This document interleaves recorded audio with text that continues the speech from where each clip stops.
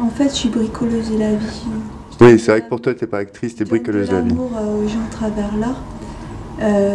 Deuxièmement, en fait, le maire de ma ville en fait me connaissait tout ça parce que j'aime faire des acrostiches aux gens pour les recevoir.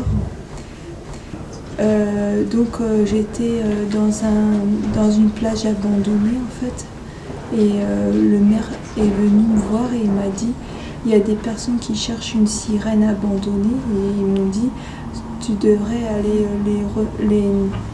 les recevoir avec ta poésie et donc du coup j'ai écrit, je me suis dit il faudrait leur écrire un truc sur la mer donc j'ai écrit le quadrillé des homards et du coup j'ai vu des silhouettes au loin et il y a une personne qui vient qui tape sur mon épaule et je lui récite le quadrillé des homards et après il me dit c'est dans les trous du cul du monde sur un tas de fumier qu'on trouve les plus belles fleurs et je lui dis je vous remercie pour le compliment et c'est moi le fumier et là il a rigolé, il a éclaté de rire et puis il a pris mon chapeau et il a signé un autographe et j'ai vu Michael Cull et je dis mais Michael Cull c'est un pays ça, puis il dit oui le Groenland.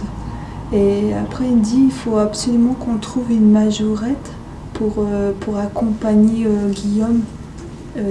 À l'époque c'était Guillaume Depardieu, le parrain du festival de Cannes. Et du coup... Tout ça, ça se passait au festival du film groenlandais.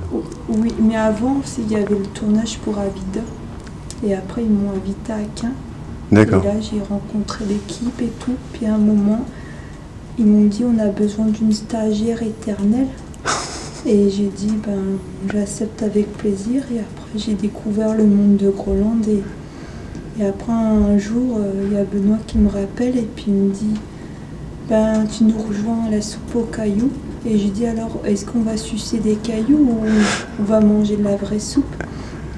Et là, il me dit j'ai un service à te demander. J'ai dit lequel et là il me dit il faut que tu butes un patron et là j'ai dit en vrai et il a dit oui c'est dans un film et il me dit il faut que tu te rases les cheveux. J'ai dit d'accord mais il faut que ça soit Gustave de Carin qui les rase et que ça devienne un collecteur dans le DVD et Gustave il m'a promis qu'il allait me raser les cheveux. Et quand il était arrivé au rasoir, il tremblait, il avait peur de m'égratigner. Ouais. Et donc il a demandé à une coiffeuse, mais il m'a vraiment rasé les cheveux. D'accord. Il a gardé les cheveux en signe, voilà. Et après, ils m'ont redonné une autre chance dans Mammouth. Mais en fait, tu as joué dans quasiment tous les films de Benoît Delepine. J'ai bricolé. Avec Carmen ? Ouais. Sauf à Altra ou à Vida. Ouais. Mais Louise Michel, Mammouth et Grand Soir. Ouais. Quand même. Et quels sont tes meilleurs souvenirs par rapport à ces tournages? Est-ce qu'il y a des scènes ou des séquences que tu as préféré faire ou des anecdotes En fait, ce que j'aime dans les tournages de Benoît, d'ailleurs, ça rejoint au tournage de Yolande. On est comme une famille et il y a de l'humanité, c'est-à-dire que tout le monde est pareil en fait. Ouais.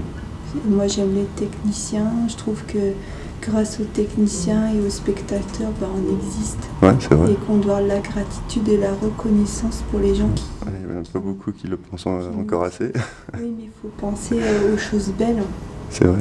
Et un truc qui m'a beaucoup marqué, c'est la rencontre avec Dudule, avec Trou du cul en Picard. En fait, c'est Gérard Depardieu. D'accord. Et en fait, je lui ai appelé comme ça au premier jour du tournage et l'équipe de Groenland, il riait un petit peu, mais il savait pas comment il allait prendre ça. Parce que tu l'appelais Trou du cul. Je l'ai appelé Dudule, le Trou du cul en Picard. Et en fait, ça s'est bien passé. Après, on a fait un concours de poésie. Et puis... C'était sur le tournage de Mammouth, ça, hein? Ouais. Attendez, j'ai un coup de fil. D'accord.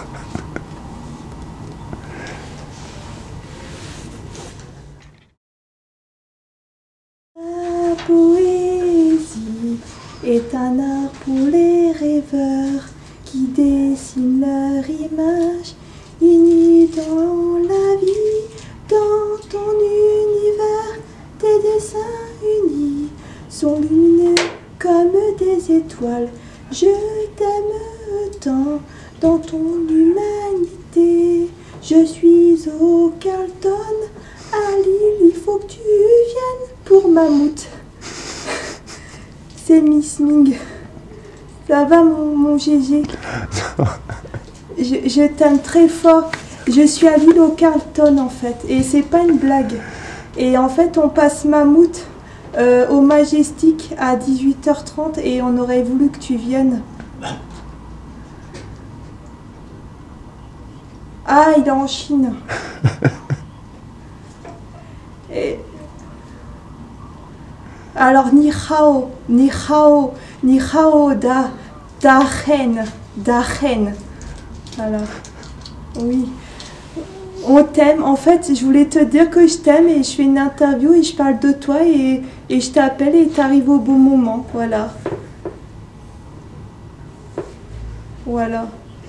Moi, je t'embrasse fort. Allez, bisous, bisous, ni hao. Zatien. Voilà. Bravo. Comment va Gérard? Donc, il est en Chine. Ouais. Et donc, on parle mandarin. Parce que j'adore les langues. Parce que l'univers, c'est dans le cœur des gens. Et voilà, Gérard, c'est l'humanité. Il faut voir ce qu'il y a dans le cœur des gens. Et il faut donner une chance aux gens, parce qu'on a droit tous à une chance dans la vie. Ouais, et c'est peut-être pour ça que je fais du cinéma. C'est pour montrer les valeurs de l'humanité. Et moi, je remercie Benoît et Gus parce que j'ai une place, parce que moi, j'ai un handicap invisible. Et grâce à eux, j'existe. Et j'ai envie d'exprimer mon amour et la gratitude pour tous les gens qui viennent nous voir, parce que les spectateurs, ce sont comme des fleurs qui donnent des couleurs en fait. D'accord. C'est ça le vrai cinéma, c'est les vrais acteurs. Une belle vision. Et tu étais en train de nous parler de Gérard sur le tournage de Mammouth et que tu avais une anecdote à nous raconter par rapport à ça, à la rencontre avec Gérard. Donc en fait, je vous ai expliqué pour Adudul et tout, et ils ont éclaté de rire. Et lui, il a bien pris en fait, parce que je le prends comme l'être normal. Ouais, voilà. Parce qu'il s'appelle Depardieu, ouais. Mais parce qu'il est lui. Bien sûr. Et c'est un être comme tout le monde. Et il a beaucoup de tendresse pour les gens. C'est comme un père protecteur. Il me fait penser à mon père. Et moi, franchement, je le comprends, parce que c'est un homme tellement tendre. Et je me dis qu'il faut prendre les gens comme ils sont dans leur humanité, et que tout le monde a des différences, et ça fait la saveur du monde en fait. Bien sûr. Et l'anecdote de Mammouth, c'est puissant parce que il y avait aussi un homme que j'aime beaucoup, Jean-Pierre Guérin, et qui est un producteur qui mange à la table de tout le monde, régie, tout ça. C'est rare. Qui est aussi bien que Julie Salvador de Christmas in July pour le film de Yolande. Et en fait, j'ai beaucoup de chance parce que je rencontre plein de gens très humains et qui adorent les fusions, se mélanger. C'est ça l'humanité. Mmh. C'est ça l'anecdote, c'est la famille. Roland, c'est une famille, le cinéma indépendant. C'est une famille particulière, oui, quoi. Une famille particulière. Vraiment avec beaucoup d'humanité, justement. Voilà. Puisque... voilà. Puis c'est ça, je veux dire, on retravaille sur nous. Ouais. On se repose des questions, on se dit qu'on a une responsabilité quand on commence en fait à avoir des spectateurs, on se doit de répandre l'amour et qu'on doit tous donner quelque chose de nous en fait. C'est une grande responsabilité en fait de faire de l'art maintenant. Ouais. Comme ça, je vous salue votre indépendance. Merci. Parce que c'est ça aussi, c'est ça qui est la vérité De cet art-là. Voilà.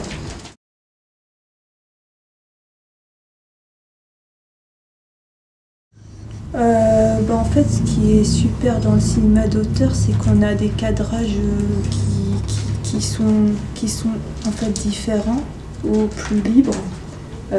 Mais on va dire que en fait, le cinéma indépendant, il donne en fait un côté un peu plus bricolé, plus artistique, plus brut, plus spontané, artisanal. Et ça apporte quelque chose en plus.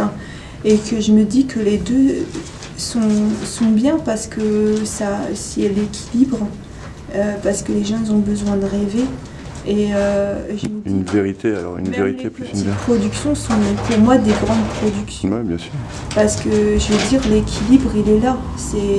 On a des grands et des petits, mais en fait ils sont pareils, ils sont grands dans leur cœur. Les petites productions. Bien sûr.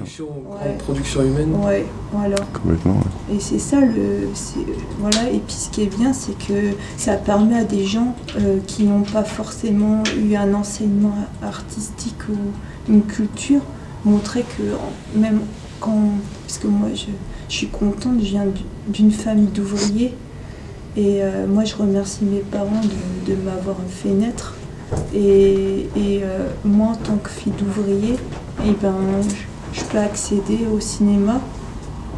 Donc c'est ça qui est bien, le cinéma, c'est qu'il y a un partage entre les classes sociales et on peut mélanger les gens. Ouais.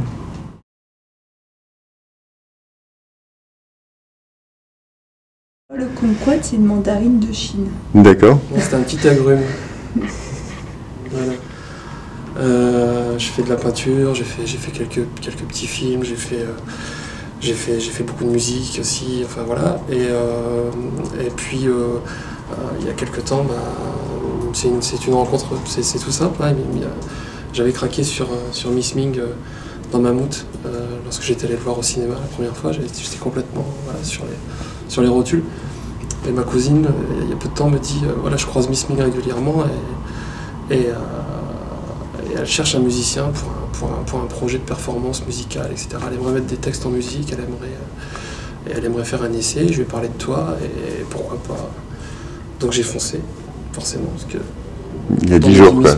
Voilà, quand on a dit Miss Ming, j'ai foncé. Et donc 2 heures plus tard, on était chez elle. T'as été pris dans le tourbillon Miss Ming. Voilà, exactement. À midi, on s'est téléphoné, à 14h, on s'est vu, et à 17h, on avait bouclé une chanson et quasiment enregistré le morceau.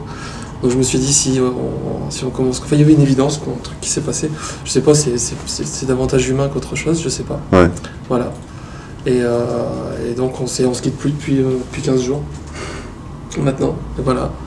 Et donc vous créez les morceaux, vous faites des performances. Apparemment, hier, vous avez fait une performance Grand Place à Lille. Voilà, on a fait une petite performance Grand Place à Lille. On aime bien, on fait des espèces de chansons, on crée parfois des espèces... Alors d'un côté on compose et on écrit des chansons voilà, qui sont travaillées, découpées, voilà, qu'on enregistrera bientôt en studio, demain en studio on peut le dire. D'accord. Et d'un autre côté on fait des espèces de petites chansons automatiques sur des musiques improvisées, avec des textes improvisés.